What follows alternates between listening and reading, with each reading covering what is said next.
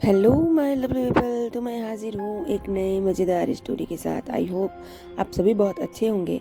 तो चलिए हम आज की स्टोरी सुनते हैं। यह भूतिया कहानी है राजस्थान के भरतपुर में स्थित एक कारखाने की, जहाँ एक भूत ने कर्मचारी बनकर 1 महीने ड्यूटी की। लेकिन जब बाद में कारखाने के मालिक को इस अद्भुत घटना के बारे में पता चला तो कारखाने का मालिक बहुत चक्का रह गया। अब मन में यह सवाल उठता है कि यह भूत कौन था। उस भूत ने एम्प्लॉय बनकर काम करने के लिए भरतपुर की इस फैक्ट्री को ही क्यों चुना? उस भूत का इस फैक्ट्री से क्या संबंध था? क्या इस फैक्ट्री पर पहले से ही भूत का साया था? लोग बताते हैं कि फैक्ट्री के मालिक ने उस भूत का वेतन भी दे दिया। इस कहानी में जानेंगे वह किस तरह। इस कारखाने की अविश्वसनीय भूत की कहानी जिस किसी ने भी सुनी, उसे अपने कानों पर विश्वास नहीं हुआ। लोग बाग फैक्ट्री की भूतिया कहानी को सुनकर एक बार इस फैक्ट्री को देखने अवश्य आए। उन्होंने वहां काम कर रहे अन्य वर्करों से पूछा कि उस भूत ने जब तक इस फैक्ट्री में काम किया तो काम करने के दौरान उसका अन्य कर्मचारियों के साथ कैसा व्यवहार था। उस भूत ने किसी को आघात तो नहीं पहुंचाया? यह वह समय था जब कोरोना वायरस का संक्रमण चरम सीमा पर था। हर व्यक्ति इस संक्रमण से बचने का प्रयास कर रहा था, लेकिन कोरोना वायरस किसी को अपनी चपेट में ले लेता था। राजस्थान के भरतपुर की एक फैक्ट्री में विशाल जायसवाल नाम के व्यक्ति काम करते थे। वह अपनी ड्यूटी के प्रति बहुत समर्पित व्यक्ति थे। फैक्ट्री के कर्मचारी विशाल जायसवाल का व्यवहार फैक्ट्री के मालिक को ही नहीं बल्कि फैक्ट्री में काम करने वाले हर कर्मचारी को पसंद आता था।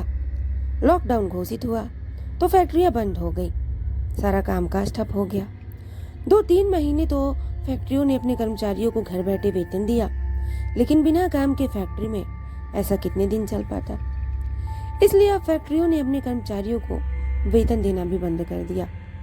विशाल जायसवाल जो भरतपुर में एक फैक्ट्री के कर्मचारी थे, लॉकडाउन के दौरान फैक्ट्री द्वारा वेतन न दिए जाने के कारण वह मायूस रहने लगे। वे प्रभु से प्रार्थना करते थे कि जल्द से जल्द लॉकडाउन समाप्त हो ताकि वे वापस ड्यूटी पर जा सके।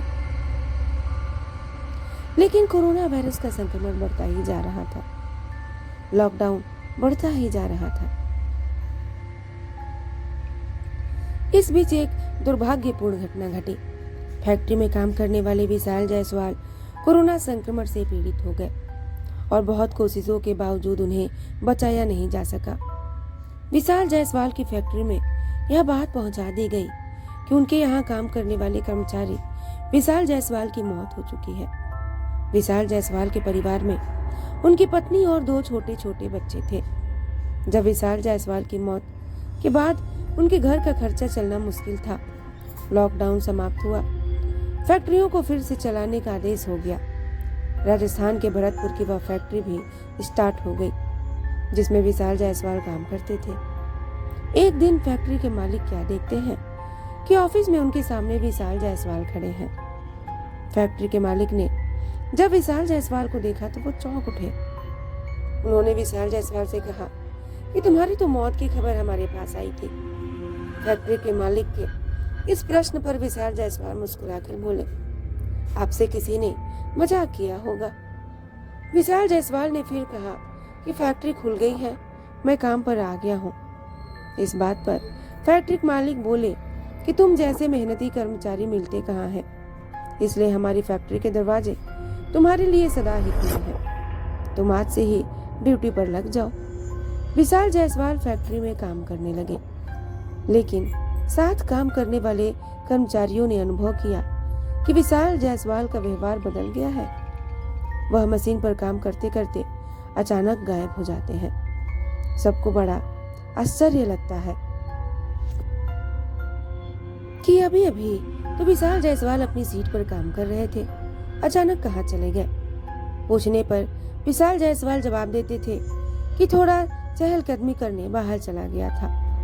लेकिन उनके सहकर्मियों को ऐसा लगता था कि विशाल जायसवाल झूठ बोल रहे हैं, क्योंकि उन्हें चलने की आहट सुनाई ही नहीं देती थी।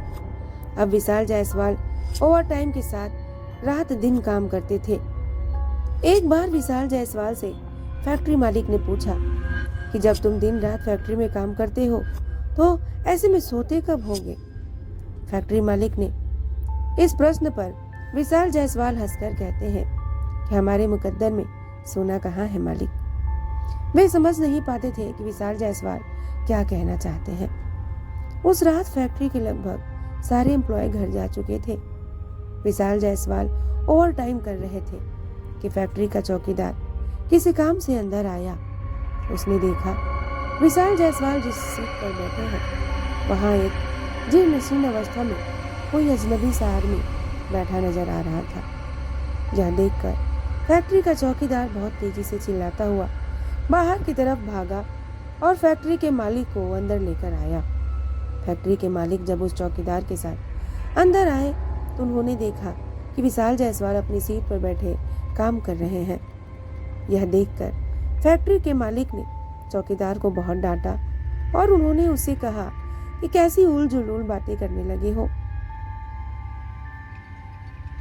क्या नशा करने लगे हो, कहाँ है वह अजनबी? इस पर तो विशाल जायसवाल काम कर रहे हैं। अब चौकीदार ने सोचा शायद उसकी आंखों का भ्रम होगा। फैक्ट्री में 1 महीना काम करने के बाद विशाल जायसवाल ने फैक्ट्री आना बंद कर दिया। वह अपनी सैलरी भी नहीं ले गए थे। फैक्ट्री के मालिक उनसे मोबाइल से संपर्क करने की कोशिश करने लगे, लेकिन विशाल जायसवाल द्वारा दिए गए नंबर पर कोई भी फोन उठता ही नहीं था।